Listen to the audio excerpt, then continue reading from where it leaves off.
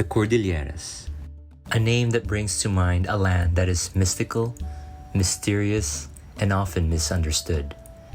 Tucked away in the mountains, their culture remained intact and continues to be practiced, passing down a cuisine that is deeply rooted in their ways and their land.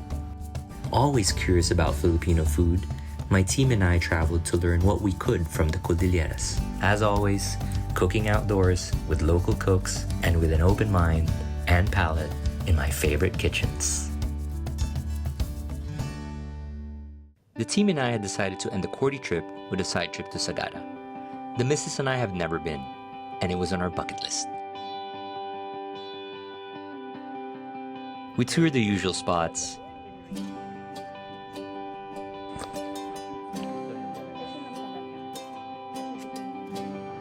found a great inn, and we were ready to chill.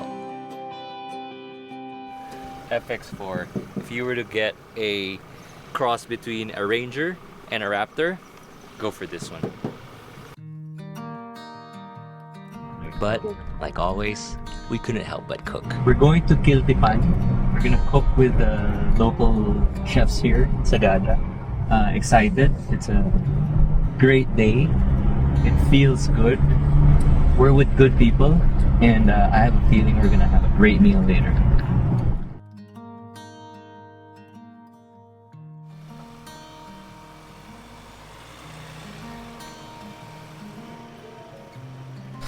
Roll out!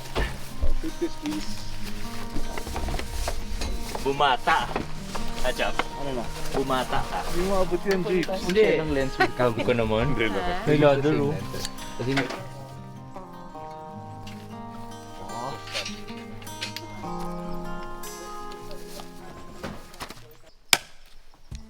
Paapoy na. Para pwede na tayo magluto. Dito gusto ko high, medium, low. ganda naman yan. Ganyan pala yung tamang paraan. Galing taas.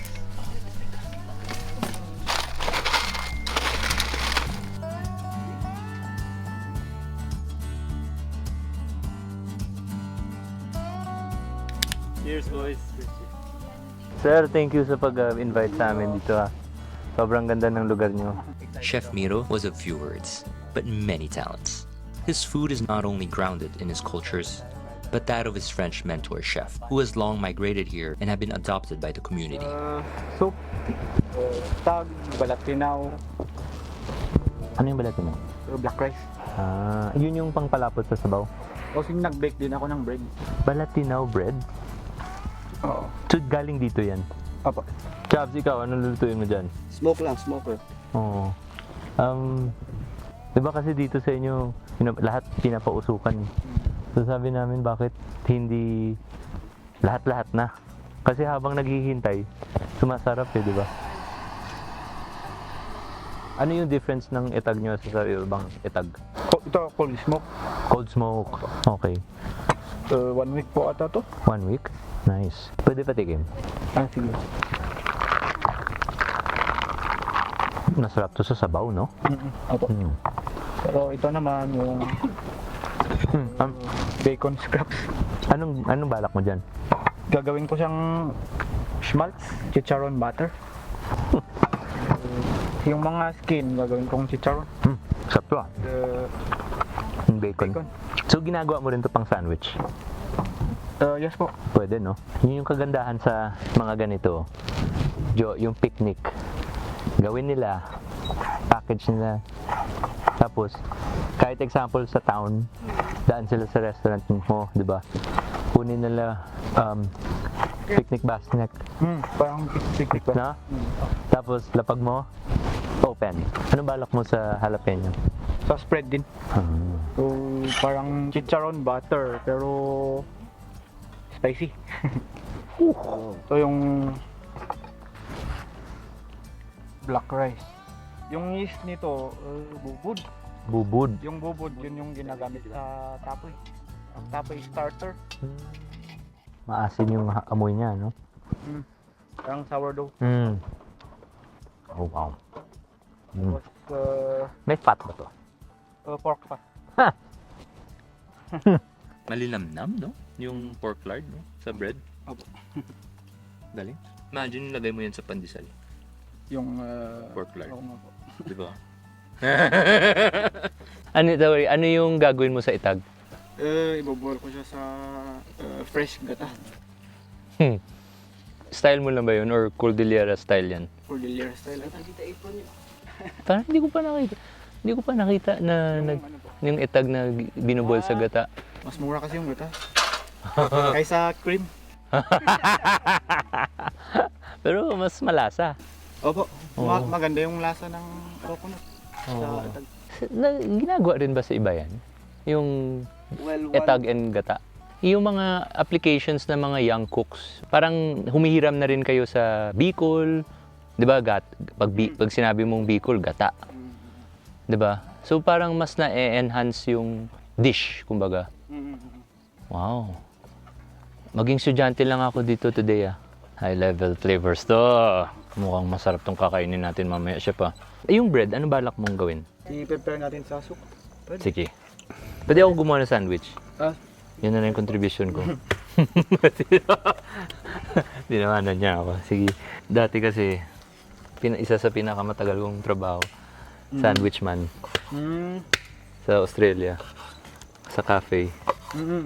Pero lahat na sangkap ng sandwich namin, ginagawa namin from scratch. Example, chicken sandwich, gagawin namin yung aioli, i-bake namin ng tama talaga yung chicken. Pag nung sinabi mo kasi yung flavored butter mo, parang wow, yun yung isi-smear ko sa bread mamaya. Just like the place, his style is a melting pot of old, new Sagada, and foreign. We were just there to help out this time. His food is the result when a strong foundation of a cuisine is paired with brave, creative culinary ethic.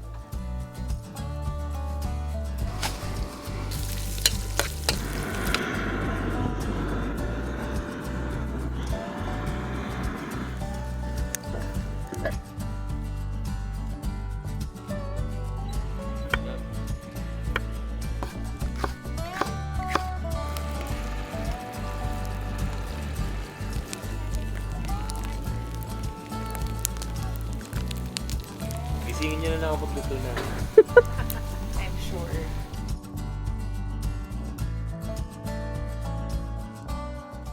Salaw.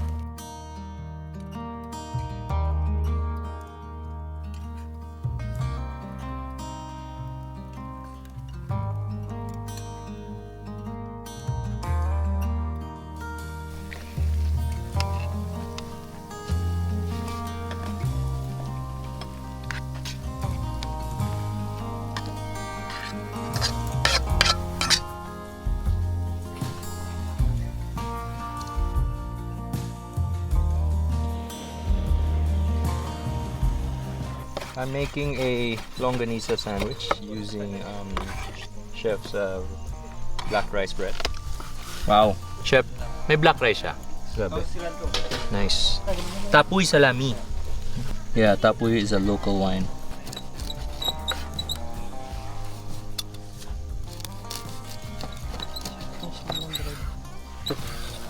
Try nyo, grabe.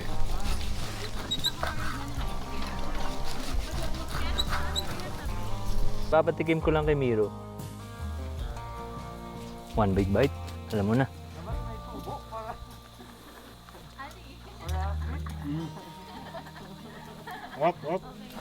Yung caramelized onions galing sa manok mo yan, yung lasa. Tapos yung longganisa, hinaluan ko ng etag mo.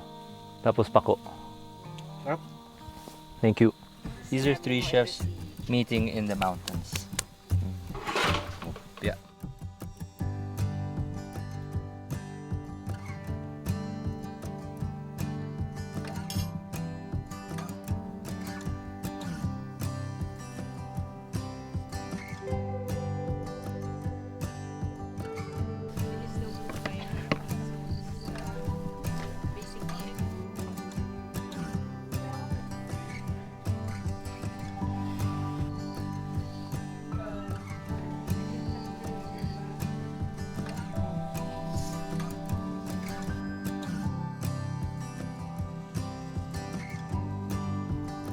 Good afternoon.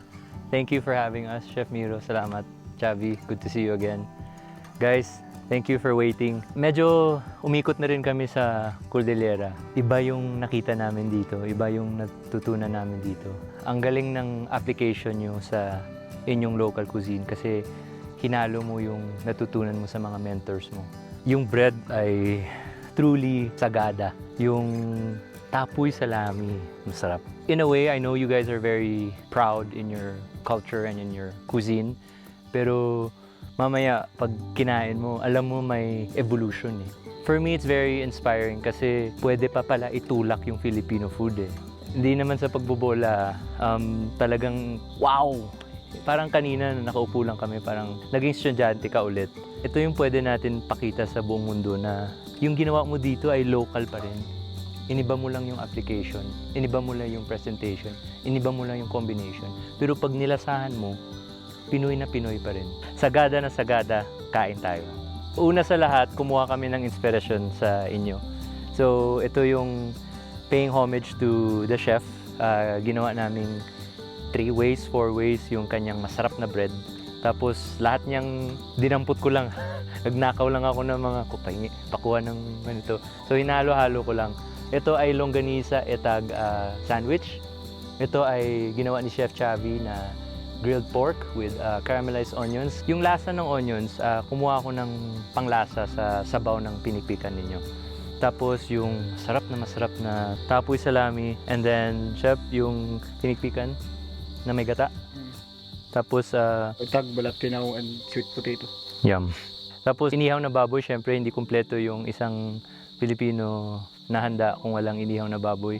Tapos, nandyan yung bread. Syempre, ito yung simbolo sa aming tatlo. Si Mountain Man, si Chef Miro, at kami. Kain tayo. Tara. In Sagada, we got to know a younger generation of the Cordillera, an interesting look into how culture is preserved in spite of progress and how cuisine lives on with the young ones. If there was anything I learned from cooking in the Cordillera, it's to respect the culture and the elders, for our roots define what we grow into and how we stand. And as our elder in Kalinga once asked, without that, what are we?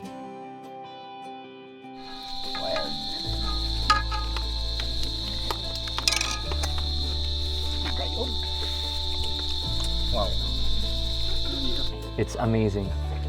Sarap na ito. Pwede i-take home namin to. Kung may tira. Kung mamayang gabi.